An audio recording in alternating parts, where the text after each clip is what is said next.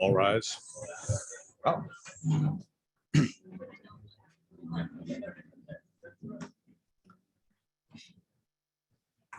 Well, good afternoon. Happy New Year, and welcome to the Rotary Club of York, the 26th largest Rotary club in the world still, and a club dedicated to imagining and living out the Rotary mission of service above self.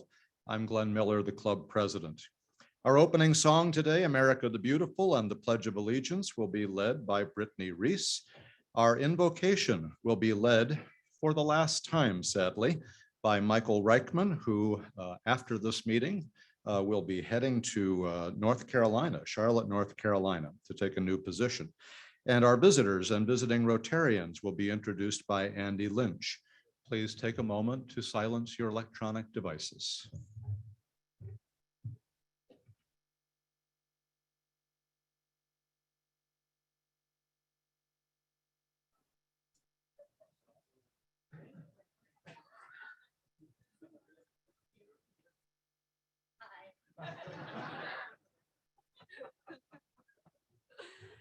So what song are we singing? America the Beautiful. Okay. Oh, beautiful for spacious skies, for amber waves of grain, for purple mountains, majesties above the fruited plains. America, America, God shed his grace on thee, and crown thy good with brotherhood from sea to shining sea. I pledge allegiance to the flag of the United States of America and to the republic for which it stands, one nation under God, indivisible, with liberty and justice for all.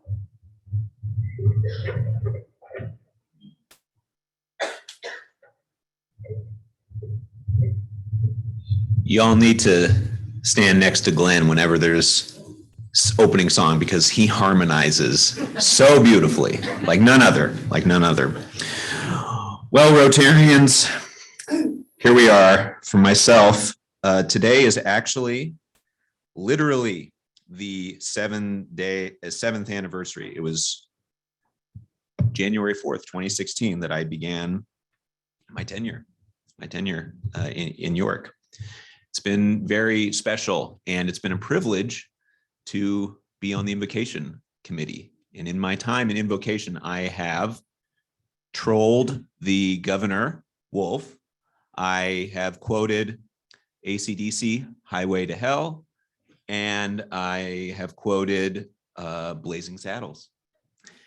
So I try to keep things fresh, and I appreciate all of your help and letting me be a part of this great institution as I fill my plate to the brim every week to get my money's worth of lunch.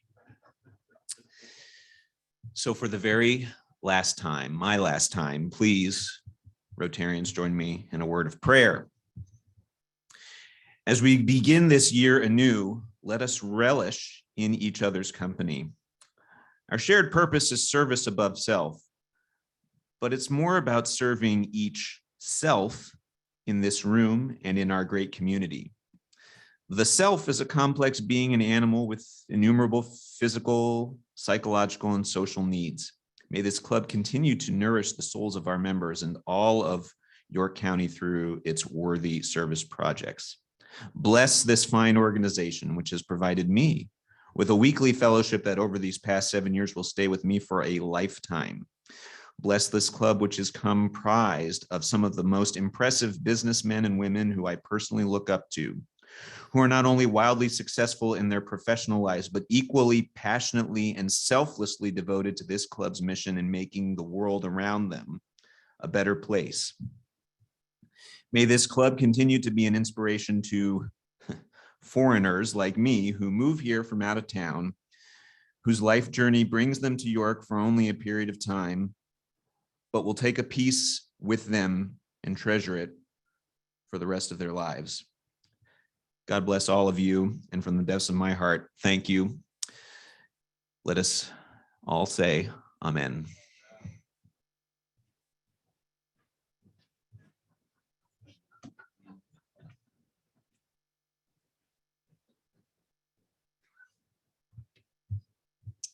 Good afternoon. I'm pleased to have the honor of introducing our guests to today's meeting. When I call your name, please stand and remain standing until President Glenn has welcomed you. Cindy Donnelly, guest of Tom Donnelly. Jim Gross, guest of Kelley Gibson. Katie Mahoney, Suli Pinos, Brendan Salyards, and Marlena Schultz, all guests of Kevin Schreiber. Alden Miller, guest of Jake Miller, and Connie Wolf, guest of Kelley Gibson.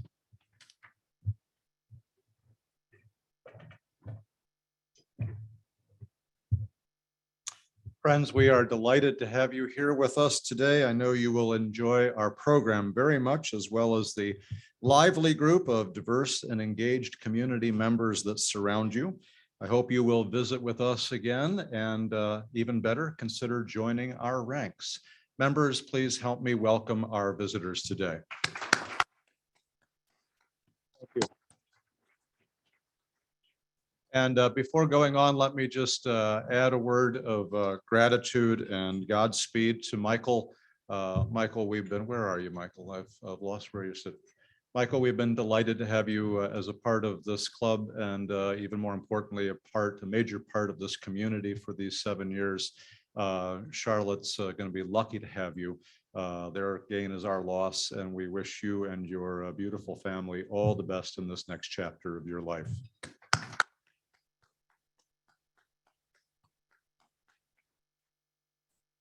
Several announcements before the good of the order. For the good of the order, the PPE committee will meet next Wednesday, January the 11th at 8 a.m. via Zoom. The Student Education Committee will also meet on January the 11th at 1:30 in the afternoon here in the Mixed Grill at CCY. The Fellowship Committee has scheduled several upcoming events to start the new year out right. On Tuesday, January 17th at noon, they are hosting a networking event at Biotech, including a tour and lunch. You will remember that the CEO of Biotech was one of our speakers just not too long ago and did a really marvelous presentation. Please RSVP to past President Rob Bowen by, once again, January the 11th. That is the magic date for everything, it seems. On Thursday, January 26th, from 5 to 7 p.m., join the Fellowship Committee for happy hour at Archetype Pizza and Gear House Brewing, downtown on West Market Street. Enjoy refreshments and great conversation. Those interested should RSVP to Rob Bowen once again. And finally, the tradition of celebrity bartender for charity has hit a new low in the city of York, because on Thursday, February the 2nd, I will be the celebrity bartender. We are defining celebrity in the broadest possible sense of the word, from 5 to 7 p.m. at Aviano's in Royal Square. More details on this will be coming in the next few weeks, including what the target for the fundraising for that period will be. But in the meantime, please mark your calendars so that I don't feel embarrassed that no one shows up. Come raise a glass that evening with me, and I promise that the pours will be generous. We have another goodbye to announce today, in addition to Michael, very sadly. Becky, our wonderful administrative coordinator, is leaving her part-time position with us for a full-time position at OSS Health. As the saying goes, again, their gain is our loss. Becky, we have thoroughly enjoyed having you as a part of our club and as a part of the Rotary family. We are certainly very sad to see you leave. I know that Lynn's apoplectic that you are leaving, but we all wish you very, very well in your next chapter. And please tell them at OSS that if they were smart, they would immediately have you join the Rotary Club of York to represent them here every Wednesday. I can think of no better representative for them to choose. And as we search for a replacement for Becky, please reach out to me or to Lynn if you have anybody that you have in mind that might be a good fit for that part-time position. And in the meantime, all kidding aside, Lynn will need our grace and our understanding as she carries on for a while here without the able assistance that she has had from Becky. Let's give Becky a warm round of applause and thanks.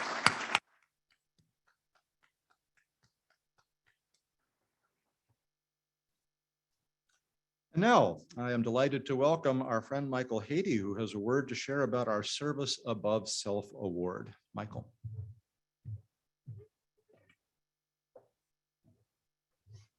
Good afternoon.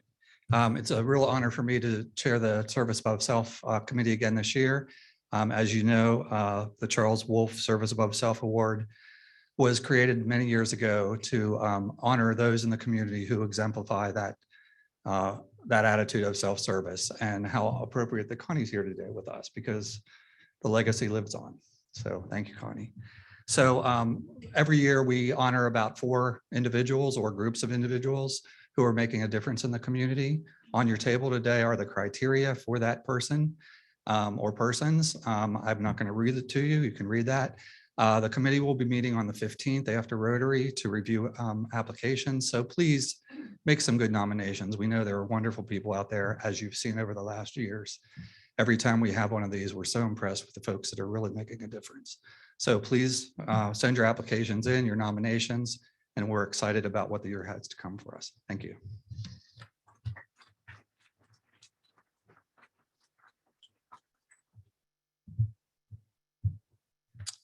Thank you very much, Michael. Next, I am very happy to welcome past President Josh George, who has the delightful task today of introducing 4, count them 4, new members of our club. Josh.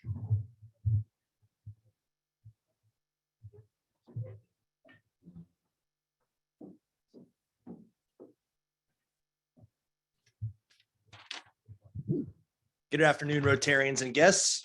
If I didn't know better, I would think President Glenn was gaming the agenda in order to have new members here on the 1st of the year. But I know better because he actually would be doing that on July 1st rather than January 1st if he was actually gaming the system. So Glenn, thank you for not doing that. So today we have 4 new members joining us. I will go in, let's go in height order, which is actually the way that they stood. Not planned, but very nicely done impromptu. So we will start with Natalie Dennis, who is on your left. No, your right, my left. Natalie is a graduate of IKM High School, which I believe is in Manila, Iowa. Is that correct? Yep.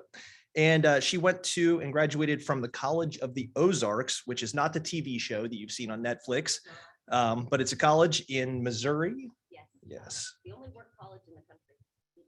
If you get accepted, you have to actually work on campus and to your wait list to get in. And if you fail a class, you are immediately kicked out, but your entire tuition is covered. I help them develop their nursing program. Okay, I'm done. They told me not to trust what you say. 'Cause you might ask something. It wasn't they, it was Rob Bowen, for the record. She graduated from the College of the Ozarks with a BS in Business Administration. She is employed with Guy Cordera and Associates, where she serves as a development manager and a consultant. Her community service includes fluency reading volunteer at East York Elementary. She sings in the church choir. She was involved with the Junior League of York, and she serves as a Central York Aquatics meet volunteer. Her hobbies include reading, running, flying, I assume in planes, not in like hang gliders, singing, and doing activities with her kids, which struck me as unusual because I have like 3 kids who are on that 10 to 15 range, and I don't always enjoy doing activities with them. So her daughters are Alicia, who is 15, and Gwyneth, who is 11. And she was proposed by President Glenn Miller. Ladies and gentlemen, Natalie Dennis.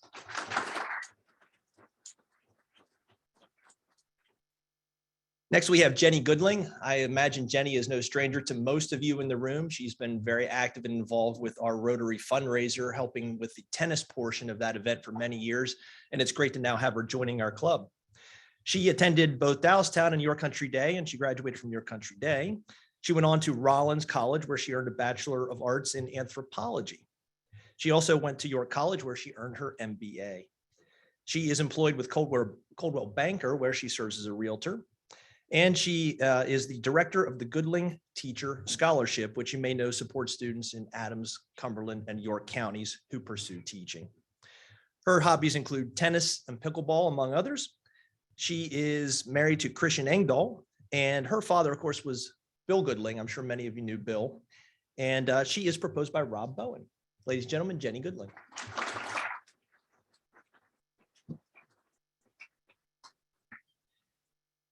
All right, next we have Brittany Beam. And many of you may know of Brittany only because she was one of the main people who helped us get technologically advanced here in our Rotary Club. You know those QR codes that are on the table?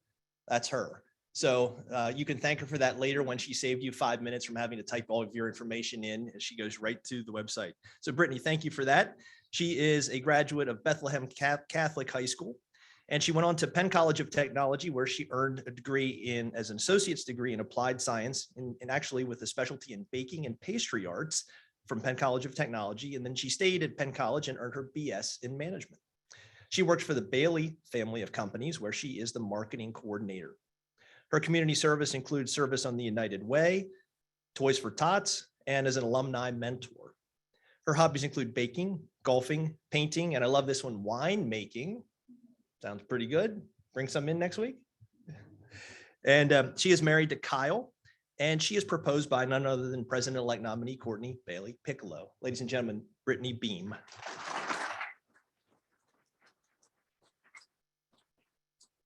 And finally, we have Victoria Diamond. Vicki is a graduate of Christ the King High School in Queens, New York, and she went on to Queens College, where she earned her bachelor's in political science, and then NYU, where she earned her master's in public administration. She works for WellSpan Health, where she is the president of York Hospital and also the senior vice president of the Capital Region. Her community service includes service with the United Way, where she was a treasurer. She served with the American Red Cross, where she was a board member, and also serves on the Healthy York Blue Ribbon panel. Her hobbies include cycling, hiking, and taking active vacations.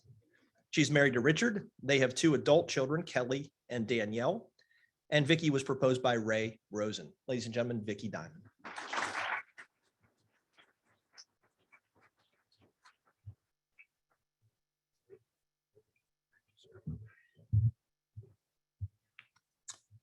Jenny, Victoria, Brittany, Natalie, a heartfelt welcome to this club and to this family.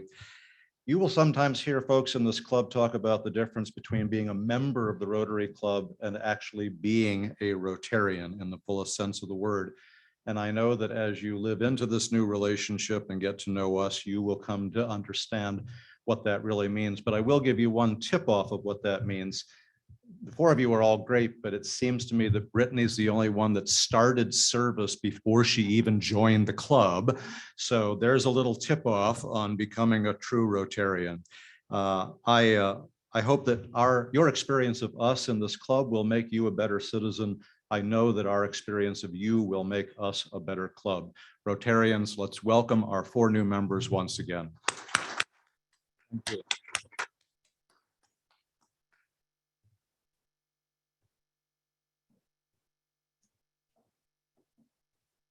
And now, it's a pleasure as always to welcome the shy, soft-spoken, man of few words, Kevin Schreiber, who will introduce our program today.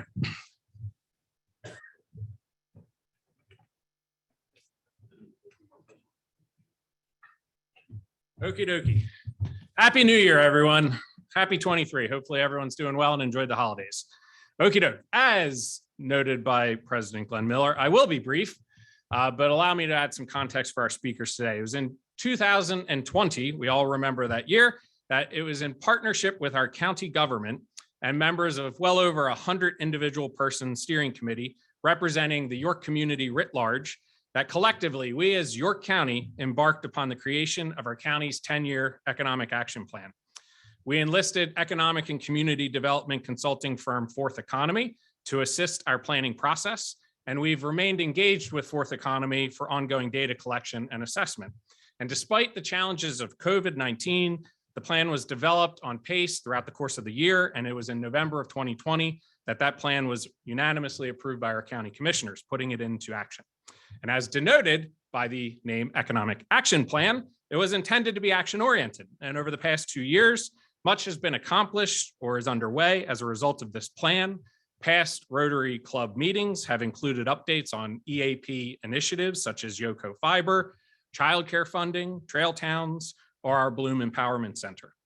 And credit to the many individuals and organizations who comprise that original steering committee and the many who have remained engaged in the EAP's ongoing implementation.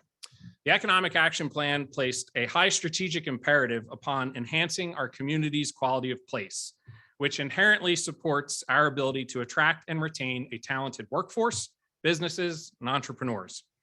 As you might imagine, the quality of life quotient has traditional factors such as housing or education systems or public safety, all of which that makes sense in the daily course of our society, but differing from economic development plans of the past, we recognize that the quality of community and our ability to attract and retain talent depends greatly upon these key amenities. And these are factors that often we as lifelong or long-lived York Countyans may take for granted, but these are factors that are strongly considered and weighed when any individual, family, or business is making a decision to relocate to York County or to reside here. Our cultural and our outdoor assets and amenities are among our greatest competitive advantage contributing to our quality of life here in York. So today, you'll hear more about the partnership between the Cultural Alliance and the York County Economic Alliance and a host of community members that have helped along the way as a direct byproduct of that EAP, doing a deeper economic assessment on our cultural and our outdoor industrial sectors within our York economy, specifically evaluating greater and garnering greater data as to the economic impact that our cultural and our outdoor ecosystems play, how we can strengthen and better connect both, and how we can leverage these resources to strengthen, enhance, and best position York County's economy. Leading this effort was Kelley Gibson, president of the Cultural Alliance, and David Gonzalez, who is the director of economic initiatives for the YCEA, both of whom hopefully at this point are reasonably well known to this Rotary Club. So I will dispatch with a traditional biography, of which I'm sure you can Google because we updated their Wikipedia pages this morning. And instead, I will share some fun fast facts. Kelley Gibson is a Capricorn. David Gonzalez is a Virgo. When asked how they both spent their New Year's Eve, similarly, not together though, Kelley said she was in her pajamas. Remember, she used to plan the New Year's Eve festivities for downtown York for many, many years, so I'm sure an at-home evening was welcomed. David Gonzalez has an 8-month-old at home. He was also sleeping, catching up. Hopefully the baby was too. When asked their favorite holiday guilty pleasure food, Kelley, York County DNA, said Stouffer's chocolate star cookies, specifically the dark chocolate, not the white chocolate. David said specifically the stuff that comes out of the cranberry sauce can. That's just called cranberry can. When asked what they binge watched over the holidays, Kelley watched Breaking Bad, which she was catching up. She hadn't seen the final episode. And she did tell me not to tell you this, but she did allow her children to watch it. You shouldn't have shared that with me, Kelley. David and his wife, Ashley, who live in the Farquhar Park neighborhood, watched White Lotus. When asked their hidden hobbies, Kelley said untangling necklaces or chains. So if you have any tangled, how about Christmas lights? Christmas lights? Okay, good to know. David's was cooking and specifically now learning how to cook for an 8-month-old. And when asked their New Year's resolutions, Kelley would like to be more present and give more presents. David would like to get outside more, a little bit more. So perfect summation of these two individuals who are doing incredible things in the York County. Ladies and gentlemen, Rotarians, help me introduce Kelley Gibson, and David Gonzalez.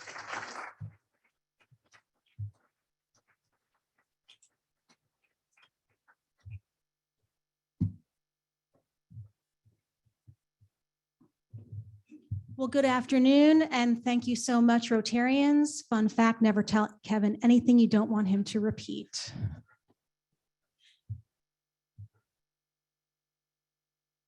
So as Kevin said, I am the president of the Cultural Alliance of York County. We are the South Central Pennsylvania's only United Arts Fund, raising resources and making sure that they get out to make a strong arts and cultural community of our cultural organizations and artists, which makes York County businesses and education strong as well.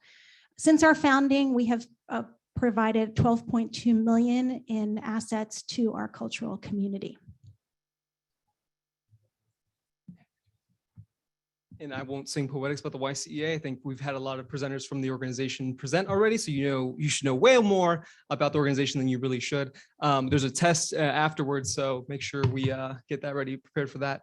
What I want to share with the Economic Alliance specifically is our engagement in this topic specifically. So we are hoping to generate economic activity all across York County. Specifically, what we're doing here is leveraging the outdoor economy in York. Outdoor economy is everything you think it is. It's walking, hiking, biking, anything else you can really imagine when you're doing outside. That's the opportunity we saw here, and that's something we engage in on a day-to-day basis. So this and the myriad of also other opportunities that we're engaged in is something just to be mindful of. One thing I really want to talk about is our engagement here with the Economic Action Plan, how it kind of ties into the daily work of the Economic Alliance and our partners all across the county at that. So when I mentioned earlier that we are engaged in many different facets of the York County economy, it's because we're working in 72 municipalities. It's because we're working in 900 some square miles of the community largely we're working with with a good chunk of the small businesses all throughout York County, the one-woman shops, all the way to the large corporations. Additionally, as a part of our membership, we have represented about a third of the workforce in York County. To highlight our engagement in the outdoor economy, what we did was through the Economic Action Plan, as Kevin noted earlier with the quality of place focus area, what we did was really try to work towards focusing on leveraging on place-based activities, and quality of place policy and quality of place programming is really something that's taken off in the last 50 years, but really hit the mainstream in the last decade. It's looking at the third places that we spend all of our time. We look at home and work and school, right? The third place is where you're spending the time into the community itself, leveraging and utilizing the cultural and recreational assets that we have all throughout. In many ways, YCA's engagement in this activity is bringing economic development efforts to smaller communities that don't necessarily see that activity on the regular. What I wanted to say at this point then too is that with the Economic Action Plan is the 7 focus areas, be it the quality of place, and as the bullets note on the screen there too, with promoting investment in arts, culture, and outdoor amenities, what we see is that this is how everyone spends their spare time. With the COVID-19 pandemic, people found themselves outside more, seeking refuge from the issues that are going on, seeking refuge from the same 4 walls they were in, seeking refuge from their families. So a bunch of opportunities in itself presented itself to be back outside. And additionally, with placemaking, we're looking at all across the county. Thinking specifically our 36 historic boroughs, all of them have unique identities in itself too. All of them sparsely populated, but also really developed in a sense too, compared to our more rural areas. So when we're thinking about placemaking and giving support to these communities, it really is helping to give some capacity for those communities. Often volunteer driven. You go to the borough councils, it's volunteers who are really passionate, but sometimes it's the lack of professional staff and the lack of just acquiring different dollars for projects that ends up playing a major role in that. And that's something that's highlighted throughout the Economic Action Plan. Specifically for documenting the economic impact and outdoor cultural economy, why Kelley and I are here today. We share all the background with EAP as a way that this is something that's intentional. It's not intended to stay on a shelf. It's intended to keep progress. And We started off in 2021 and hopefully in 2031, we'll bring back with all the successes we had. So go on to the next slide to talk really about what we're here today to discuss, and with the cultural and outdoor asset study goals. So background, as we mentioned earlier, Cultural Alliance and YCA partnered to launch this comprehensive study. The assets and really understanding the extent and the impact of these sectors. In fact, this joint study was a key recommendation, as Kevin noted. So when I'm going to the purpose of the study, this is what's more important than major takeaways here. To better support and understand the cultural and historical assets and infrastructure that we have in York. What are they? Where are they? The connections that they have, the networks that they support, and additionally, the funding that they acquire in order to run their organizations. Additionally, with all of that is just what we're hoping to do is understand better the cultural economy and the outdoor economy. Specifically for the York outdoor sector is large and rapidly growing. From previous studies, we know that statewide level, it's a $29 billion economy. That employs about 251,000 people, and that's about 3,500 businesses. Nope, 7,730 businesses. Sorry, accountants in the room. In York County, that's about 5,240 York County residents that are employed by this sector. That's a 14% increase since 2010. And then even in wages alone, the York outdoor sector generates about $135 million a year. So it's an important sector. It's largely larger than real estate, finance, and insurance combined when weighed against employment. These statistics do include the restaurants, lodging, and other services that bring in a portion of the revenue from outdoor visitors. Consider the bed and breakfasts along the Heritage Rail Trail. Consider the Forey's Drive-In next to Pinchot State Park. That's also the logic behind the Trail Towns program in itself too, is to hope to provide some support to those economies at scale. Speaking of state parks, for instance, in late last September, Governor Wolf highlighted the new state park in York County, the Susquehanna Riverlands. This is a critical development for our outdoor economy, as the state parks in York already host 2 million some people. Those are visitors here locally that come to the state parks, and then also visitors from across the Commonwealth and outside who frequent our state parks. That's $44 million in consumer spending, and that sustains about 420 jobs. The new park is a reminder that we can and should invest in these outdoor assets, including parks and trails, and preserve our outdoor space, including by evaluating new funding mechanisms, as we'll discuss today.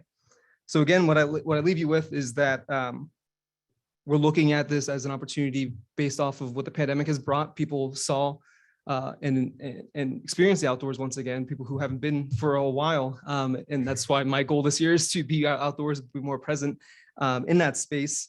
So again, a lot of people have saw that through, but when we revisited our spaces and revisit our public spaces at large, we saw the challenges and infrastructure that exists. I think if you went to a park recently, you may notice park benches could be improved, or basketball court could be repaved, or trails could be improved. You know, there's a lot that's out there, and making sure there's a solid funding mechanism moving forward is part of our call here in our charge.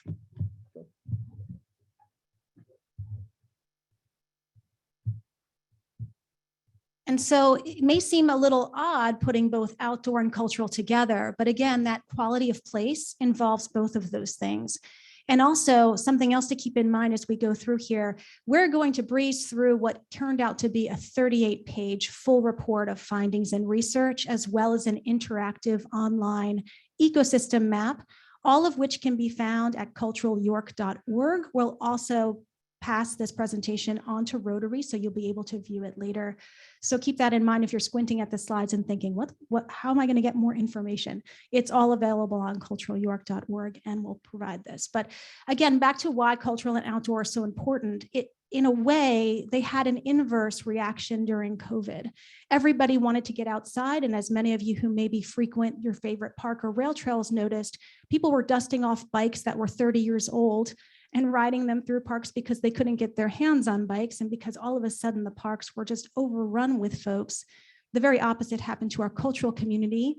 Being together in a cultural space means being together and experiencing things together in real time, and we were not able to do that. And so we saw a cratering of the ability to enjoy those cultural experiences. And now I'm going to share with you some of these takeaways. Doing this research a year that we did over the year really helped us to understand the impacts and what happened during the pandemic. And so I will share some of those findings with you. Take my stuff back out over here.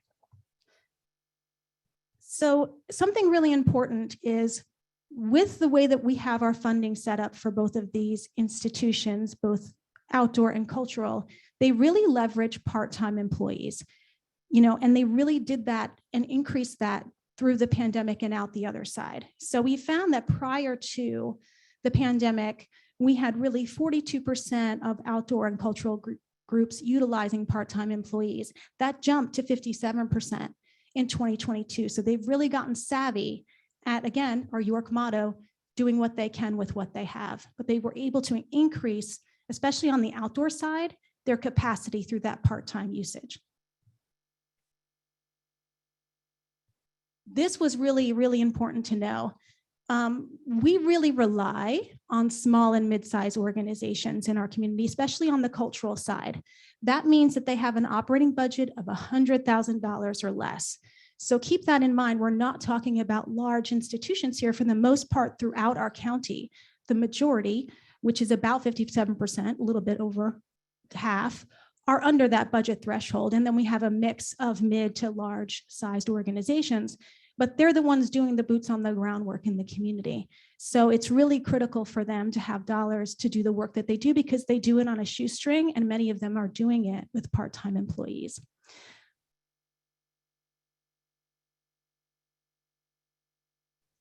This is a really important piece. The recovery we had was actually pretty remarkable. Again, we used Fourth Economy, who also worked on the York County Economic Action Plan. They're an organization out of Pittsburgh, and they do studies like this all across the country. They also performed the research that we did on like comparison cities, which you'll see in a bit. Our recovery was kind of remarkable, especially in the cultural side, because remember, again, nothing was able to operate. We sort of cratered. And remember, cultural organizations are a funding forward group. So most cultural groups rely on ticket and earned revenue. And when they can't do those performances, they have to give those dollars back, or they've already spent them. And so their capital can really, really fluctuate. And the fact that there was such a strong recovery in 2022 measured in this report really meant that the operational dollars provided, both at the federal level with PPP and other loans and the Save Our Stages, SVOG loans, as well as some state dollars, but mostly local COVID dollars that were received, were critical in them being able to bounce back where they are today. So it was really, really fascinating to see. This is why it's important to have a mix of public and local funding, especially on the local side. As I mentioned, we had some dollars allocated in 2020 at the state level. It was called the State Museum and Cultural Preservation Grant. It may be hard to see on that chart, but the big piece of that pie is large groups. They're millions and millions of dollars. Your mid-sized groups and your small groups are the smallest pieces of that pie. Your very large groups are $1 million and more. So mid-size and small are just under $1 million. Keep in mind, here in York County, majority, 100,000 or less. Hardly any of our folks were able to secure those dollars. In fact, we found that in the federal and state levels, 13% of the funding at federal and state levels went to small groups, especially small and mid-size. Here in New York, that translated to 4 groups. Out of this pot of dollars, 4 organizations qualified, just 4. This is the local dollars that were received by our arts and culture groups and our tourism groups directly from our county. So thank you, York County Commissioners and the County of York. As you can see, that pie is much more equitably distributed, where the majority that got those dollars are your small and mid-sized groups. And so that's why it matters to have local regranting arms, and why it matters to measure your operating dollars going out. So another thing to note is we are an anomaly, and this is why our bounce back here in York County stands out at the state and the federal level. Because if you look across our state and our country, very few dollars came directly from the local county for arts and culture groups.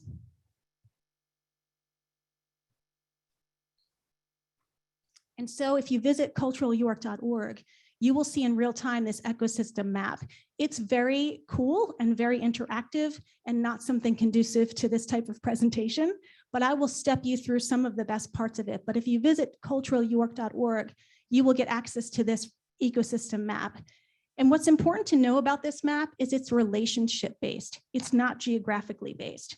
Though I can tell you that if you look at the geography of where these organizations, both cultural and outdoor, are located, we really do have cultural and outdoor assets in every part of our county. Even our smallest, most rural parts have these attractions.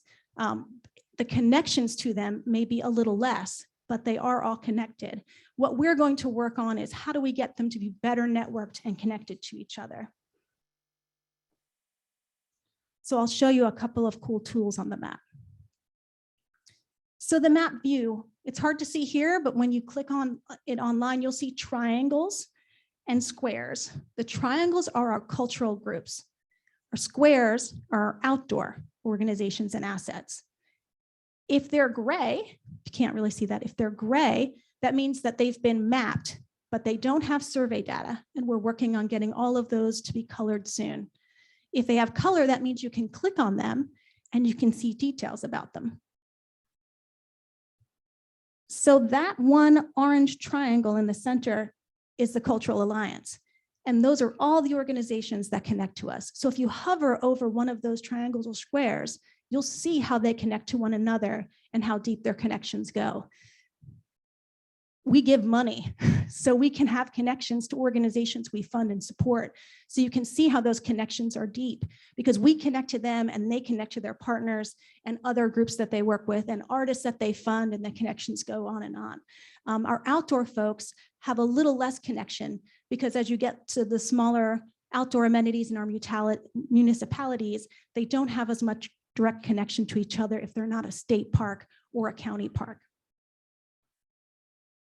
So if you were to click on one of the blue squares, that's York County Parks, not only do you see the survey data information, how many employees do they have, what is, what's their makeup of their funding, and we have a strong earned revenue funding in both the outdoor and the cultural sector. It's not that they're not earning their keep, it's that they have infrastructure and amenities that constantly need maintained. And so you'll see those are the connections of the county parks. But the map showed a lot of outdoor amenities all throughout the county, but that's how many the county park directly connect to. There's also focus areas. So running along the bottom are things like arts and culture groups, bed and breakfasts, outdoor trails. And so if you hover on any of those, then the map will show you all of those that have been mapped and where they're located and how they connect to each other. So this also breaks down by focus areas and type of organization as well.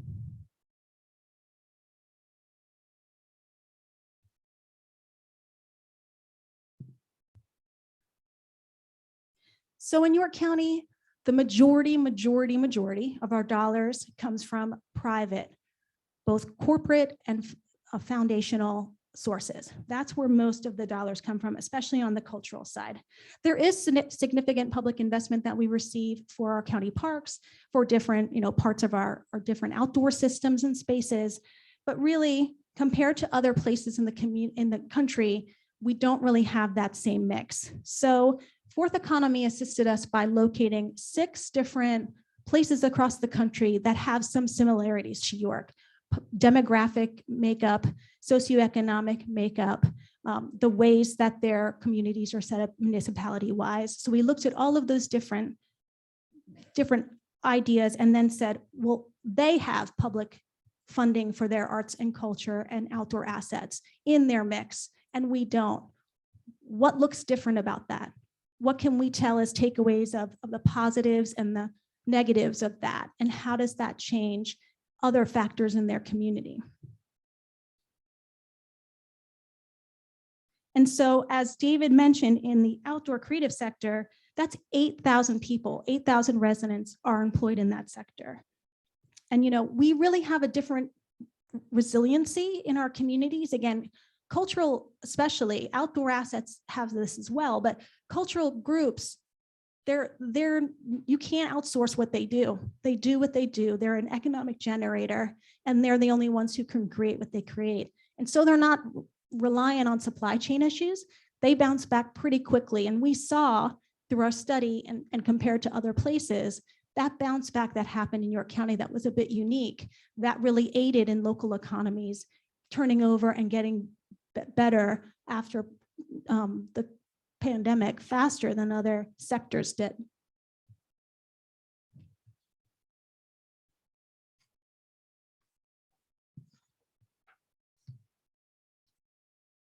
So we looked at different funding mechanisms because just like everything, funding mechanisms that are public dollars work differently in different places. Yes, sometimes it's property taxes, but a lot of times it's sin tax, gambling, alcohol sales, marijuana sales in many places now. Can also be percent for art and redevelopment dollars. That's what funds the Philadelphia mural program. If you've seen a lot of murals in Philadelphia, that's redevelopment percentage dollars. There's arts districts where in many places they have different incentives and dollars accessible if you are in a dedicated arts district, as well as what they have is sales tax districts. So each of these locations used a different mechanism. And in the report, you'll see there's positives about each one, and then also negatives is not the right word, but cautionary tales, lessons learned about each one. And really one that we focused on is in Allegheny County, Pittsburgh's county, which has the Regional Asset District, RAD, and it's a 1% sales tax increase within that county. And those dollars spin off and fund a myriad of things. It's not just arts and culture and outdoor, though it does. In 2023, they've approved $125.6 million in that's what came in through their RAD. And that's everything for parks and trails, local libraries, museums and zoos. It also does some senior property tax abatement. It also provides a way to eliminate the entertainment tax in Pittsburgh, which was debilitating to downtown life and entertainment. It also provides grants to new time applicants, and 1.1 million was given for connection, accessibility, and inclusion to organizations. So it allows them to bring in new organizations for the sectors to grow. Thank you. So with all of that, we'll just kind of wrap up here with some next steps. You're good. We're just with some next steps listed here. And as soon as I can get to my sheet.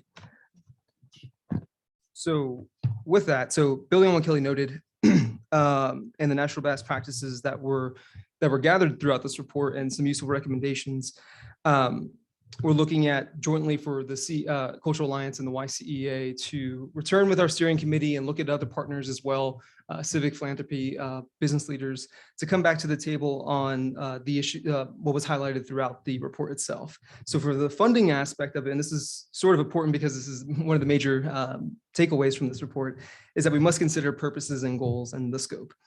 Barriers exist for the taxing district option. There's a public perception thing to note there. And although it does provide the highest volume of funding, it is dependent on what is taxed and needs to be studied. As Kelley noted, with if you're taxing sin tax or you're taxing anything else, you got to have to make sure that funding is stable, and that if changing patterns of the population would weaken the funding source, then it brings us back to square one as well. So we have to consider that as an option too. That's, again, we go back to the steering committee for that purpose. Percent for art and art cultural districts at large, they have a simpler route of implementation. Percent for art relies on long-term capital projects that are happening all throughout. Think of the major capital infrastructure projects of sorts. That leads to volatile funding amounts, and is also dependent on the political environment here locally. Consider if the county commissioners are, elected every 4 years, that could possibly provide some challenges there. Additionally, even at the local municipal level, there's 72 municipalities with their own borough councils, supervisors, commissioners, all that has to be considered as well. For arts and culture districts, that does not guarantee funding necessarily alone. That relies on incentives to maximize impact. Think about private partnerships to really kind of leverage that for either state funds to match local funds to help fill some gaps. But again, there's some challenges with that too. Geography, an example from Metro Arts in Davidson County, Nashville for everybody, could be an ideal local use. As it aids local ownership by leveraging the spawn of community-run programming, workshops, and to build neighborhoods at large. What they do really well in Metro Arts is that they focus on the entire region. They don't necessarily just fund Nashville, they fund the metro area at large. So that's something to consider here in York. We don't want to just necessarily fund the metro area of the city and its surrounding communities. We want to fund all 72 at sorts. So that's something, again, that is a good takeaway from that. And engagement is probably one of my favorites opportunity here that sits for all decision makers is the intake of public recommendations for both cultural and outdoor assets. The opportunity there is for better government service. Example of managing concerns and recommendations. When the public makes a recommendation on things that they want to fund, think of the infrastructure and the assets we've listed out. There has to be a better kind of system in place to get the ideas, the concepts, the concerns into a plan, into a funding mechanism. So whether it's maintenance needs or any kind of action steps that the public would have interest in, there has to be some kind of plan in place. Honestly, when people are taxed, they want to know where those tax dollars are going towards. And people are more apt, like you would think in concept and likelihood, is if they're more apt to pay a tax if they know those dollars are going for specific purposes that are parks and things that they use, that things that their children, their family, their visitors, anything like that would be utilizing. So again, things to consider that we'll be working on the steering committee with. I know Kelley made mention of, there's another slide here, trust me. Maybe it died. Anyhow, so what I'll talk about with the next slide, thank you. With the next slide, Kelley made mention of the CARES and ARPA funding, the CARES Act and the American Rescue Funds that came as recovery funding to support all various aspects of our York County economy. The county commissioners had the foresight to start the recovery task force prior to the dollars coming down via the federal government. Task force was encompassing of many different partners of various specialties across the county. Specifically looking towards the areas of focus we mentioned today, the CARES Act funds, there was a total allocation of $930,000 from the allocation that the county received to support large historic performing art venues, heritage groups, and then also some of our main streets throughout the county. For the rescue plan, there was a total allocation of $1.8 million, again, to support all of those sectors at large. Without that funding, a lot of them would have closed. A lot of our favorite spots that we go to could have had experienced more bleak times necessarily. But again, those dollars came in at a great time. Not to mention there was an additional $1 million for recreation and conservation purposes. Think of the development for the Hanover Trolley Trail as to meet the growing demand for more outdoor recreational trails. And then also a trail network development in Northern York County to connect to the regional South Mountain Trolley Gateway, which bleeds into Cumberland County. Preservation of 98 acres also was additionally as part of that too in Southern York to add to the over 2,000 acres in York as a part of the Susquehanna River Lands Conservation Landscape.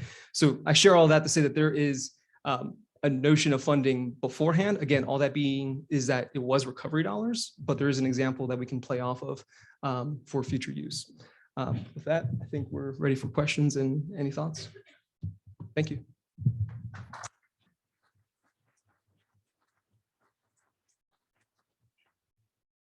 Questions?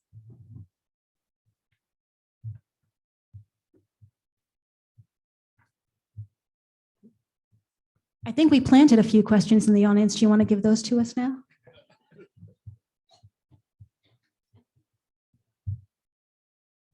Yes.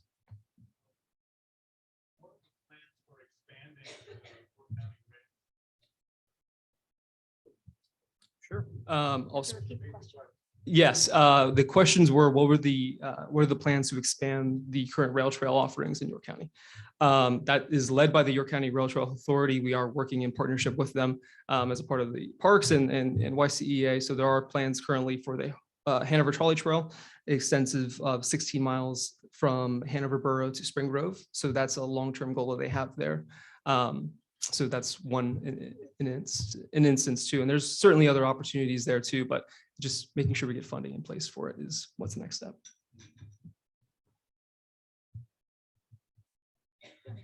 You alluded to the fact that a lot of, in our county especially, a lot of organizations are very small. Besides acknowledging that as a reality, is there anything in the study or in your work that makes any kind of judgment on that? Good thing to have so many of these small organizations. I'll always comment, Glenn. The question was noting that in the research we found we have what would be considered small organizations as the 57% of what we make up here in our community.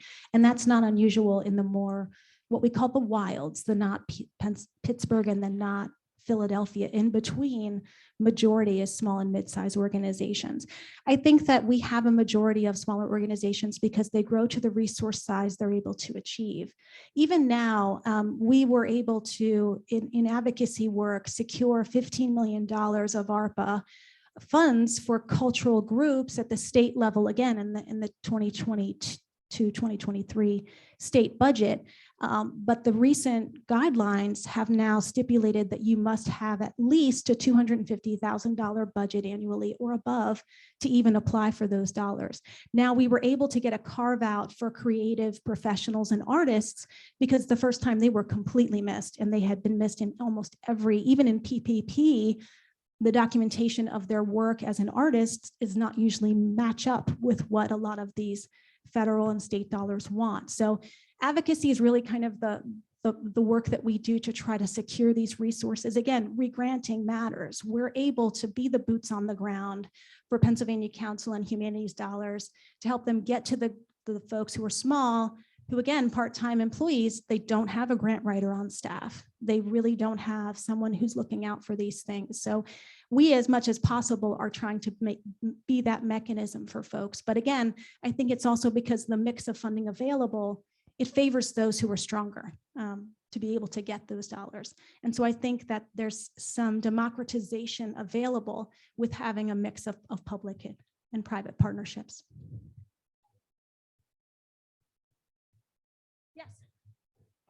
Question for both of you, for organizations, are you finding that you are providing to organizations or programs, those organizations or programs get funding from other organizations?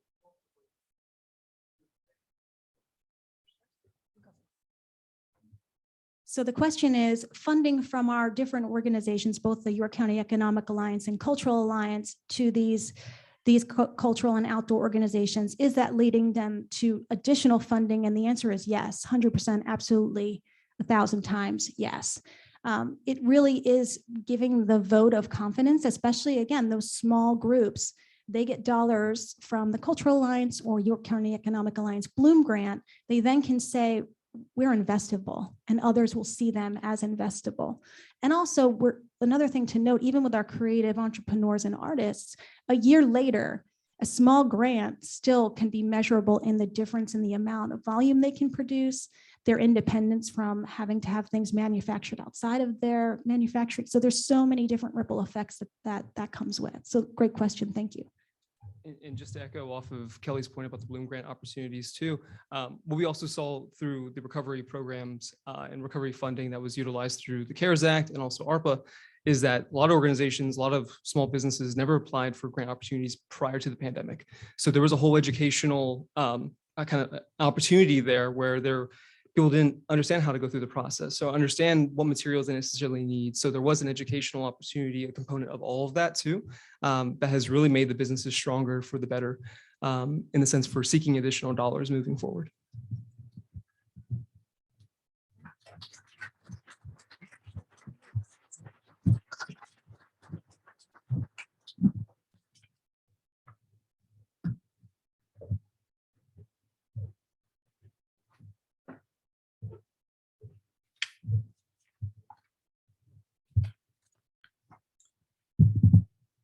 You know, arts and culture has been a center of my life since I was a child, and it continues to be. And one of the annoyances I have experienced in my life has been the attitude in so many places that these things are not really necessary, that they're ancillary in life, that even if they're fluff.